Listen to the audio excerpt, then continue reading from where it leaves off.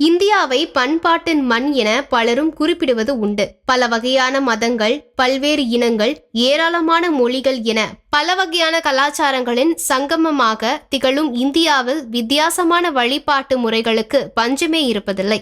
அந்த பட்டியலில் குஜராத்துக்கு தனி இடம் நிச்சயம் உண்டு. குஜராத்தின் அகமதாபாத்தில் 200 வருடங்களாக விசித்திர சடங்கு ஒன்று பின்பற்றப்பட்டு வருகிறது. பொதுவாக நவராத்திரியின் போது குஜராத் மக்கள் கார்பா எனப்படும் தாண்டியா நடனமாடுவது வழக்கம்.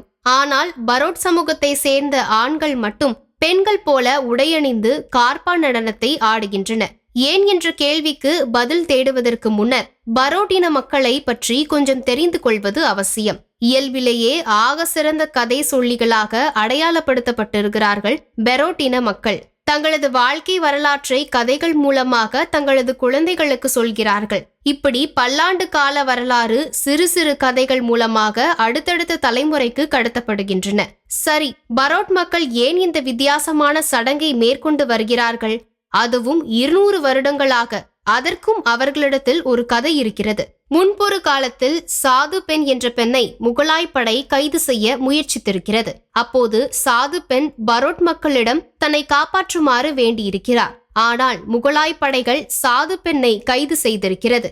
மேலும் அப்போது நடந்த தாக்குதலில் சாது பெண்ணின் குழந்தையும் மரணமடைந்திருக்கிறது. இதனால் கடும் கோபமடைந்த சாது பரோட் இன மக்களின் வாரிசுகள் இனி கோழையாக வாழ்வார்கள் எனவும் உடன்கட்டை ஏறி உயிரை மாய்த்து கொள்வார்கள் எனவும் சாபமிட்டுள்ளார். இதனால் அஞ்சிய பரோட் இன மக்கள் ஒவ்வொரு நவராத்திரியின் போதும் அஷ்டமி திதியில் சாது பெண்ணிடம் மன்னிப்பு கோரும் விதமாக சாது மத நிப்போல் என்னும் இடத்தில் கூடுகின்றனர். ஏனெனில் ஒவ்வொரு அஷ்டமி அன்றும் சாது பெண் திரும்பி வருவார் என பரோட் இன மக்கள் நம்புகின்றனர்.